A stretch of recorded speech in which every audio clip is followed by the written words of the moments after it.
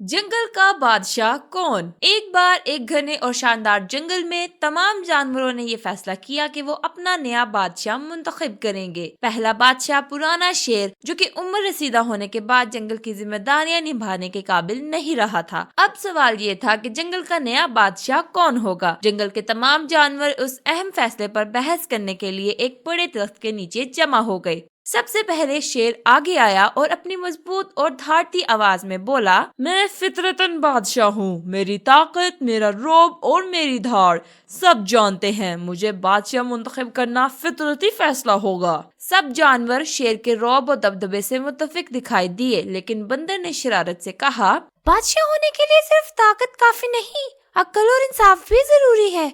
शेर, तुम बताओ, क्या तुम उन खूबियों में भी सबसे आगे हो?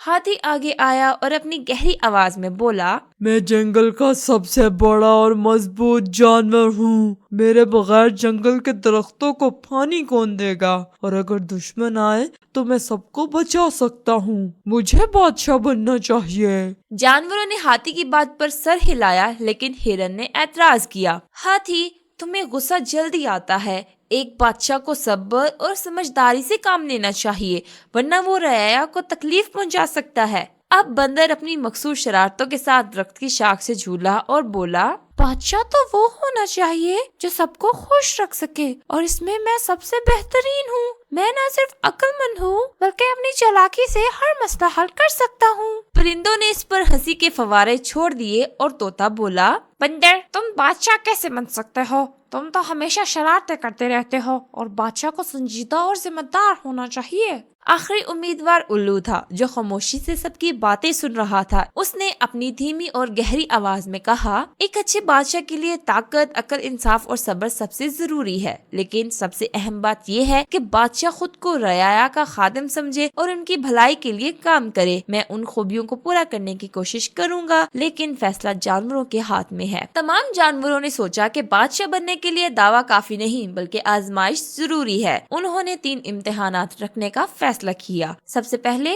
ताकत का इम्तिहान, उसके बाद अक्ल का इम्तिहान और उसके बाद इंसाफ का इम्तिहान। सब ने ये तजवीज मंजूर कर ली और इम्तिहानात का दिन मुकर्रर किया। पहले इम्तिहान में हर उम्मीदवार को एक भारी दरख्त उठाने का चैलेंज दिया गया। शेर ने अपनी ताकत से दरख्त को धकेल दिया, हाथी ने अपनी सूंड से आसानी से दरख्त को उठा लिया, बंदर दरख्त पर चढ़ गया और मजाक उड़ाने लगा कि ये तो बहुत आसान काम है। उल्लू ने कहा, ताकत दिखाना काफी नहीं, हमें समझदारी से भी काम लेना होगा। दूसरे इम्तिहान में सबको एक पेचीदा मसला हल करने को दिया। उल्लू ने अपनी हिकमत से मसला फौरन हल कर लिया, बंदर ने जल्दबाजी की और गलती कर बैठा। शेर ने अपनी ताकत का सहारा लेने की कोशिश की, लेकिन अक्ल की जरूरत थी, जिसमें वो नाकाम रहा। हाथी ने सोचने की कोशिश की, लेकिन उसकी रफ्तार बहुत सुस्त थी। आखिरी इम्तिहान में एक मसनूई तनाजा खड़ा किया गया। खरगोश और लोमड़ी के दरमियान एक झगड़ा हुआ कि एक फल किसका है। उल्लू ने दोनों की बात सुनी, फल के 2 बराबर हिस्से किए और दोनों को खुश कर दिया। बंदर ने मजाक में कहा कि वो फल खुद खा लेता। शेर ने जोर जबरदस्ती करने की कोशिश की और हाथी ने फैसला सुनाने में बहुत देर लगा दी। इम्तिहानात के बाद तमाम जानवरों ने इत्तेफाक किया कि उल्लू ही जंगल का नया बादशाह बनने के लायक है। इसकी अक्ल, इंसाफ पसंदी और सब्र ने उसे दूसरों से मुमताज कर दिया। उल्लू ने बादशाह बनने के बाद सबको ये वादा किया कि वो हमेशा जंगल के तमाम जानवरों की भलाई के लिए काम करेगा।